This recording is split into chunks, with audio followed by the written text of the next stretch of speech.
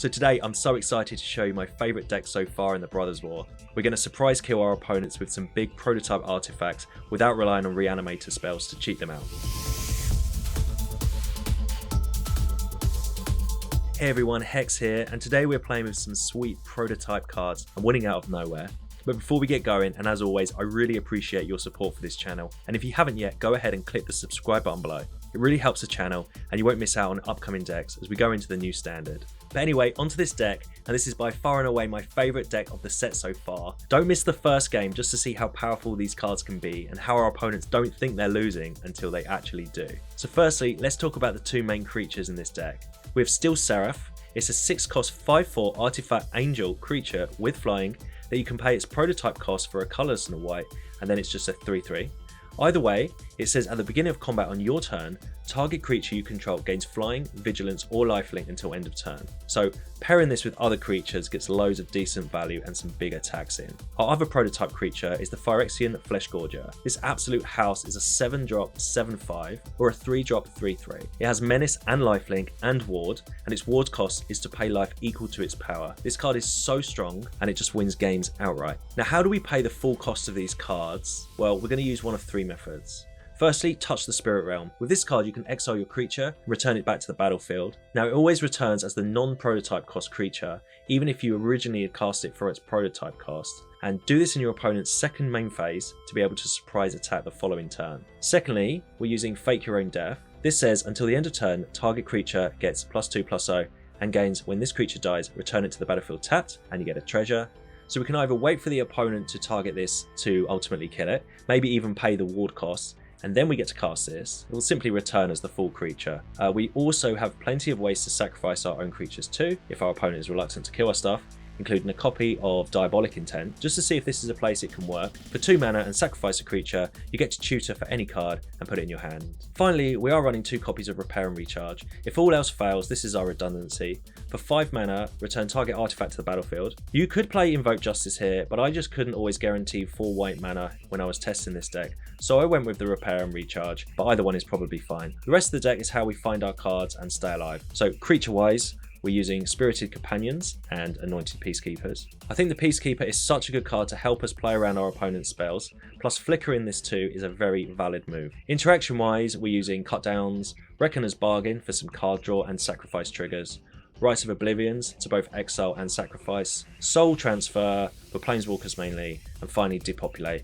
This works nicely with our sort of undying style effects. We're playing 25 lands and that's our prototype deck. I can honestly say I'm so impressed with this deck, it works so well and I'm so excited to share it with you too. Alright, on the draw here with a pretty nice hand. A couple of our early interaction cards with Cut Down, and we have our Steel Seraph. And we've just drawn our Fake Your Own Death, so we can hopefully save our creature if the opponent wants to kill it, especially against a mono black deck like we are facing. Didn't draw our 3rd mana, so hopefully you find it in our Spirited Companion here. Draw the card, and it's Rite of Oblivion. Again, something we can cast next turn, but not our 3rd mana. Opponent cracks their Bank Buster, which has got to be a good sign for us. And we just draw a Peacekeeper, which is a great card. However, we're struggling here as we need another land drop. So we'll just attack the opponent for 1. And yeah, just pass our turn, I think. Not much we can do here. We need to discard those, so we'll ditch one of these Cut Downs, I think. It's the card that we're needing least.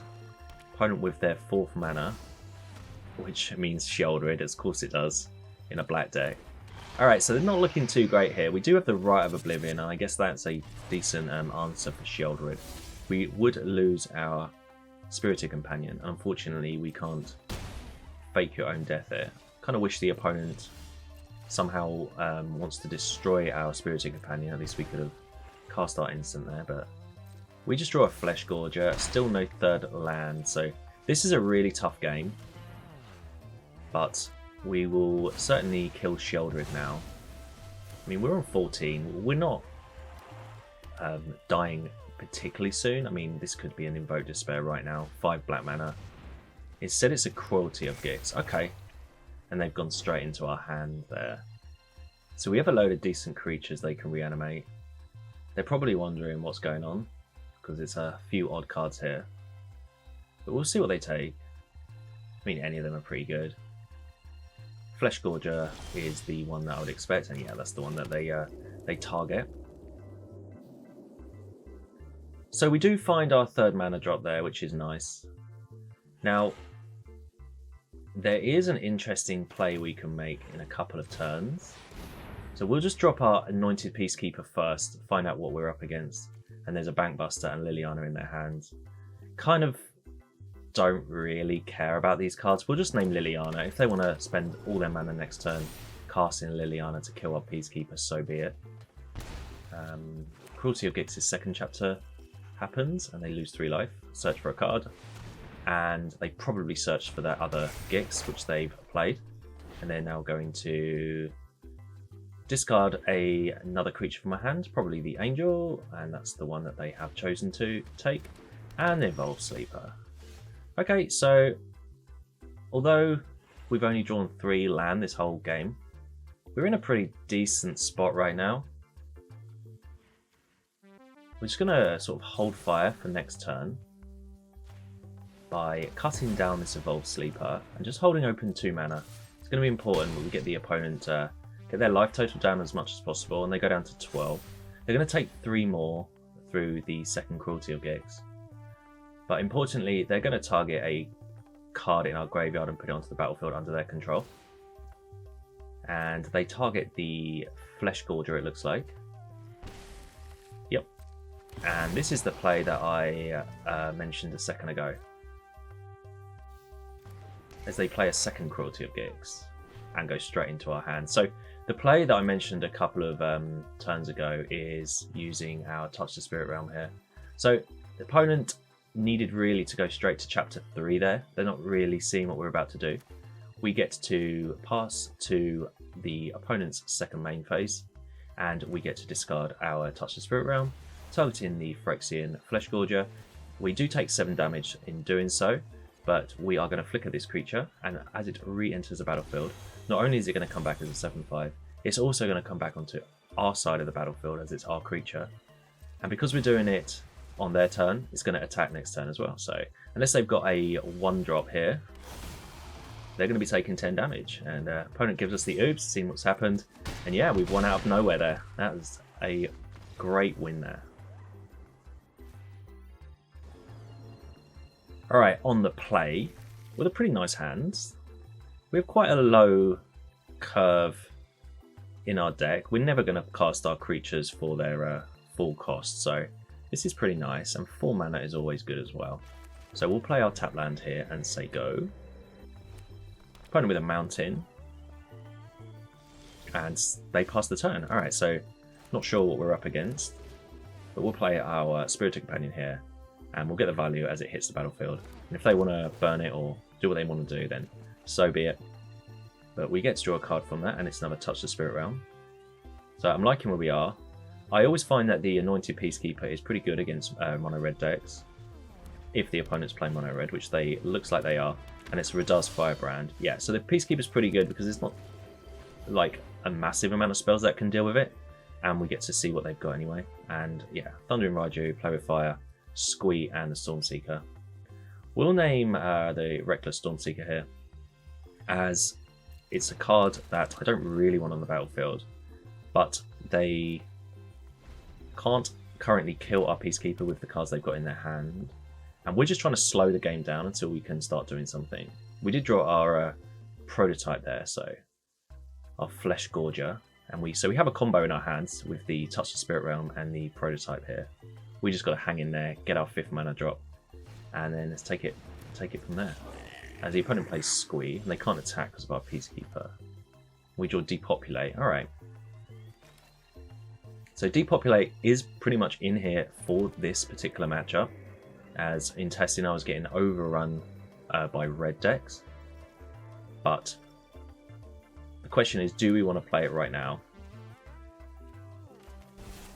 I went with the Fleshgorger to get that onto the battlefield.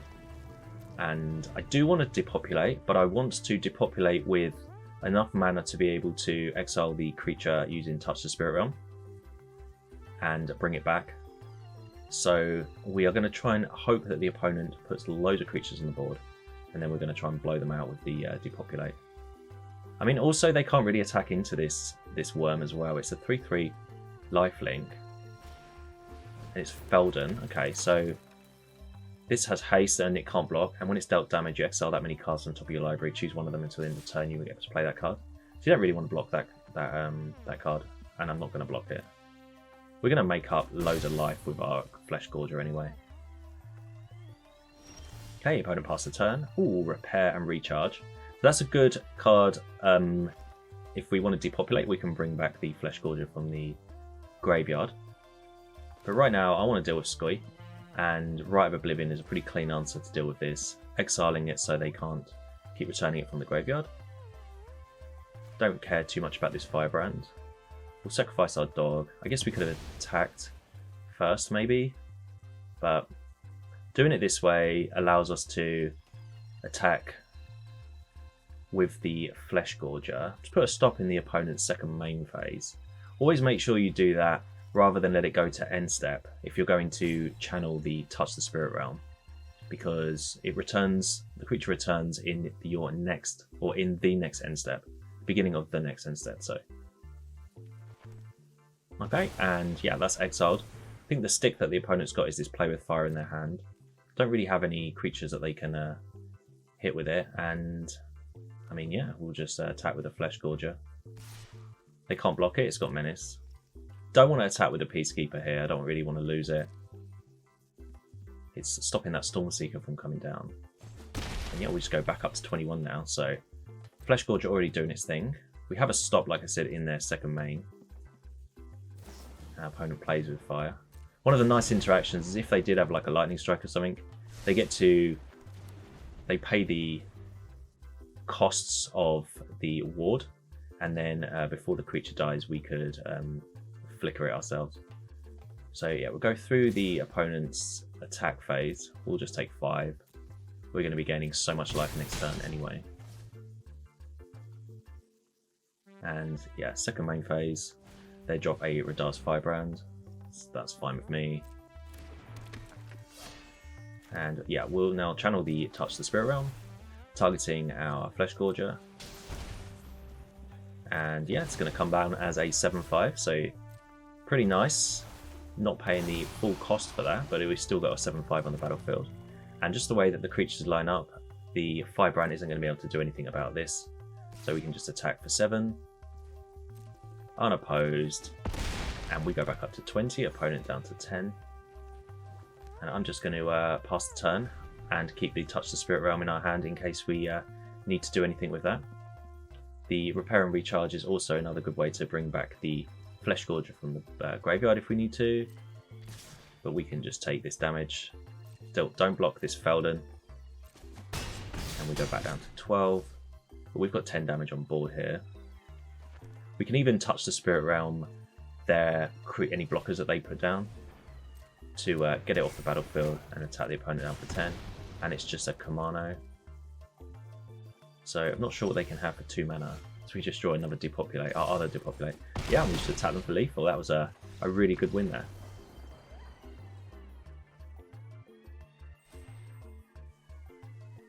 Alright, on the draw, and I don't know if I can keep this hand. We do have a creature, but a couple of Fake Your Own Deaths. Land's good, but I think we can do better. We'll mulligan here. Mulligan into a much worse hand. Alright, well, I should have kept that first hand, but we'll bottom one of these Repair and Recharges and just see what we can do. Hopefully the opponent is not some massive aggro deck here. Okay, so they play a tapped white and blue mana, which is nice. If they are control deck, then I feel that our hand isn't too bad. Another tapped white and blue mana. So maybe we've got away with this start. We did draw a Peacekeeper though, and that is going to be a really good card, especially if they want to play one here. And they do. They play Sunset Reverie. So kind of giving us the go-ahead there just to cast this Peacekeeper. See what they're playing. Alright, so this is a Reanimator deck. So I think it's important that we just play this wisely, and we will play the cards that the opponent can play. We'll name it Sunset Reverie. It means they can't cast that next turn, and the rest of their hand looks like they can't cast anything this turn. See what they draw. And yeah, they just drew another land which they can play. Alright, so I feel like we've kind of got away with this slightly. We can attack the opponent for 3. And we'll just hold fire a second. We do have an interaction in our hand with the Reckoner's Bargain and Fake Your Own Death. His opponent does play their Sunset Revelry for 2 extra mana. So yeah, we've already named the Revelry, so all we can do is almost did it the wrong way around. You need to target your creature first with Fate Your Own Death, and then you can Reckoner's Bargain the creature, and yeah, bring it back to the battlefield, and we can name something else. So we're going to name the Wandering Emperor here. Okay, so we can slow them down that way, and we draw a cut down. Alright, our hand's pretty good now. Drop our planes, we play this Seraph. We know what they've got, so we're kind of racing them. They still need to find a way to get their stuff into the graveyard. We can put a flying, or we can give our Peacekeeper flying to the end of the turn using the Seraph, and attack down our opponent for 3. So the Seraph doing work there, even though it has Summoning Sickness, and opponent goes to Depopulate. Okay. That's fine by me. And they play a tap Lana. Okay, well, we have our repair and recharge here that we're just going to target our Steel Seraph. So this is our sort of redundancy in case anything like this happens in our deck. Opponent is also is a reanimated deck. We're not necessarily a reanimated deck. It's like our plan C here. And nice little draw there. We draw the Peacekeeper. We can see what the opponent is. Okay, well, we already knew what was in their hand, but they do cast the Wandering Emperor now. I actually wasn't going to name that. I was going to name the Invoke Justice. I was going to give my creature Vigilance and attack. Still am. Vigilance is the best way to deal with the Wandering Emperor. And right now, I don't actually care about the Wandering Emperor. It can't exile my board unless they can find a way to tap my creatures. They can make 2/2s, but we can fly over the top of that over the next couple of turns. We can even get some lifelink if we want to on the Seraph. And I'm going to also Rite of Oblivion the Wandering Emperor anyway, as we have a artifact that we can sacrifice. We've even got a cut down in our hand to deal with the 2/2. So yeah, I kind of like where we are right now. Definitely managed to sort of control the board with a bit of sort of tempo plays. And the most mana efficient play here, I guess, is just to cut down this 2/2 whilst we have the opportunity.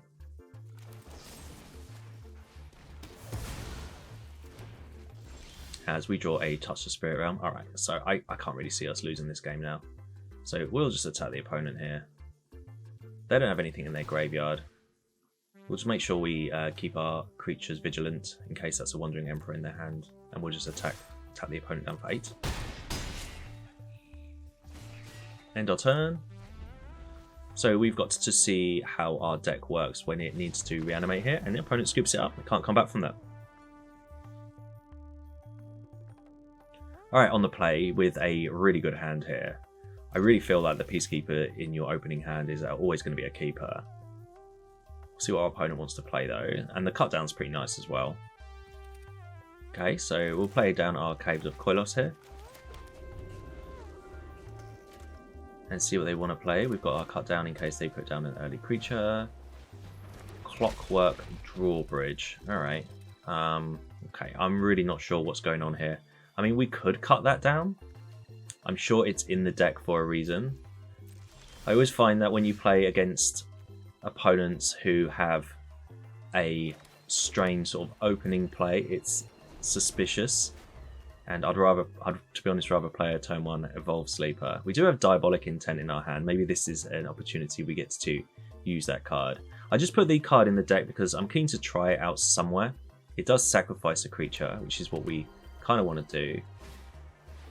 Opponent with a Power Stone Engineer, so when it dies it creates a tapped Power Stone token. Again, really not sure what's going on here. nervous about any kind of combos. So I think I'm just going to cut down this drawbridge. No idea what we're up against. So we draw a Fleshgorger. I wanted to use my cut down last turn because I'm definitely going to be using all my mana now playing this Peacekeeper. And a weird set of cards here. Drafna, Takasha's Ocelot, and this Octopus, Network Disruptor. Not really sure what to name.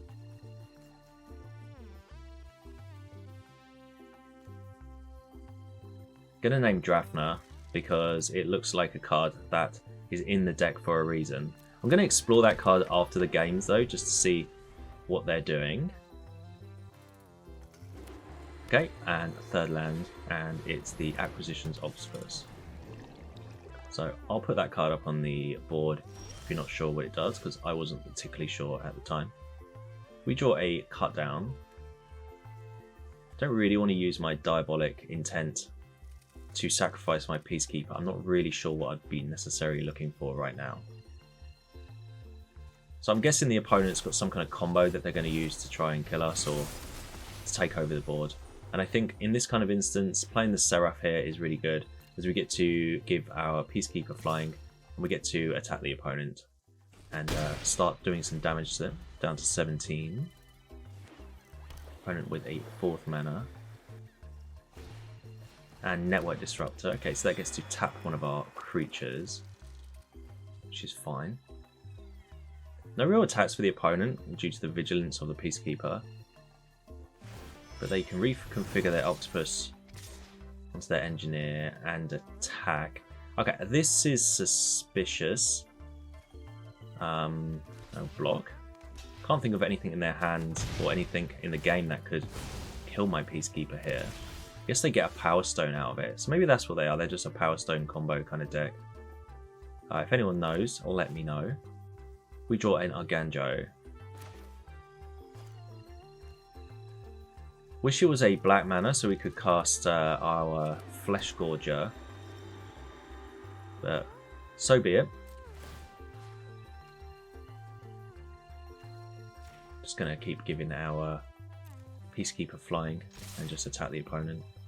See if they want to lose their Disruptor or take 6. They take 6. Okay, we pass our turn.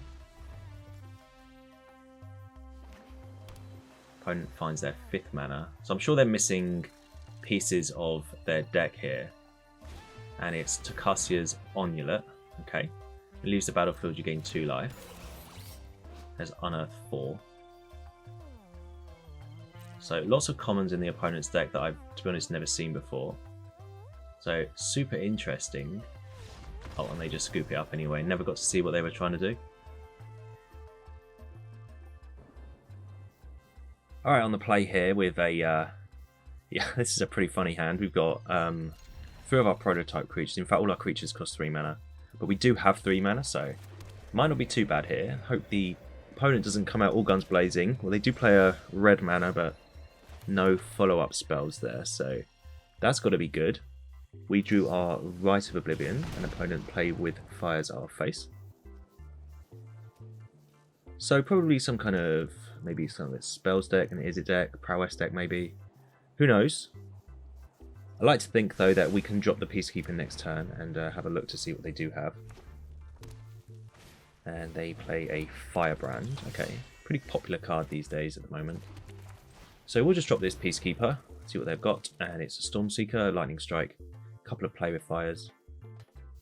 So they're going to want to Lightning Strike this Peacekeeper, I would have thought. And I kind of want them to do that. I mean, if we name like Stormseeker, yeah, that's probably best. We'll name Stormseeker, we'll let them use their Lightning Strike, and then we can follow it up with some big creatures. So we'll get the Stormseeker named. I feel comfortable that they're going to just Lightning Strike now. There it is. It would have been worse if we'd named Lightning Strike and they put down the Stormseeker. And they can attack us for 3. But we have follow-up plays here. As we draw a Swamp. We'll just drop a Fleshgorger. See if they can deal with this. At the end of the day, even if they can attack through it and are past it, we can attack back and gain 3 life back. Also, interestingly, if they want to target it with their Play with Fires, they're going to have to target it twice, and that would be paying 6 life. 2 lots of 3. And there's the Stormseeker. And yeah, opponent's going to attack us. No blocks. Easy no blocks. And we do go down to 9, but we've got Lifelinkers in our hand, so we should be good. And drop this Seraph now. This can gain lifelink. Okay, and yeah, we'll just attack our opponent for 3. I guess we can give the Fleshgorger vigilance as well, so we can block if we need to. So this is working out quite nice. We go back up to 12, and we've got cut down in our hand, so we can cut down either of their creatures. But again, if they go to attacks, I'm probably inclined just to take it. And it's another Stormseeker, okay. So we're going to cut down one of their creatures here. I'm going to cut down the Firebrand. I want to give them a full sense of security here with the 2 Reckless Stormseekers. Luckily we know that 2 of their cards in their hand just play with fire, so that is 4 damage, so we just got to be mindful of that. We go down to 6, but we can give our Seraph lifelink, as we just draw another one of our prototypes, so this is a funny old game. We'll definitely give our creature here lifelink, and we go back up to 12, and then we can follow it up with another prototype. I mean, we could always use our Rite of Oblivion if we absolutely wanted to on one of these Stormseekers. Opponent scoops it up. They've seen enough prototypes for one day. Alright, on the play with a pretty good hand actually. We've got the Fleshgorger and Touch the Spirit Realm, and then we've got a Repair and Recharge in case we need to bring that back out the graveyard. Finally, we have our Soul Transfer here, which is our sort of a elite removal for big creatures. I wasn't really sure what removals to play in this deck, but we just threw a Soul Transfer in there. Normally does the job. Okay, opponent with a Phoenix Chick, so another mono red deck. Seem mighty popular at the moment. So we draw a Steel Seraph and we play our planes. So hopefully they don't just throw down every creature onto the board, as we're going to have a problem here. Okay, Monastery Swiftspear. I do like this card. It's a 1/2 haste with prowess and a Phoenix Chick. Alright, so they're going to hit us hard with 3 damage there. We do have to be mindful of this Swiftspear. I mean, we can always exile it if we need to. Gone for this Steel Seraph here. Like I said, we can bring this back out the graveyard, so if they want to use a Lightning Strike or something on it, so be it. And there's the 3rd mountain for our opponent. There it is, Lightning Strike. Okay, maybe we should have played the Fleshgorger there. They would have had to take 3 damage, but I don't think they would have really cared. So we go down to 14. We go down to 9. Alright, so not looking too great for us. We have some decent cards here. Now, if we can play this Fleshgorger and it survive till next turn. So I'm going to play the Peacekeeper here and see what they've got in their hand. Just a Chandra, so that's what we're going to be naming.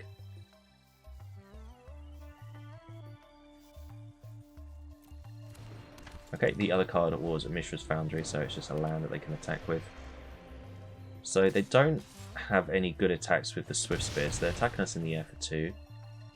We're down to 7 as we draw our Diabolic Intent. Not going to be too great in this instance. I would have loved a 5th mana there. I'm going to drop this Fleshgorger now. It has lifelink, which is the main thing here. I'll be surprised if we find a way to win this game. However, if this Fleshgorger survives till next turn, we can use the Touch the Spirit Realm to flicker it. We can get in there for 3 damage. I do love the vigilance on this Peacekeeper. So opponent now finds their 5th mana. They can... Oh, they're going to cast Felder. Alright, so this has haste. We've seen this card before. When it's dealt damage, they get to look at that many... Oh, and they just scoop it up. Alright. Take that. So thanks for watching. As you saw, this went pretty well. I don't think our opponents expect those massive Fleshgorgers when they click past to end of turn. And we seem to do pretty well against the mono red decks too, which I thought may be one of the problems we encounter. As for the Peacekeeper, it's such a good card and I think should be one of the first cards in any mono white deck. Feel free to subscribe for future content, and I'll speak to you again very soon.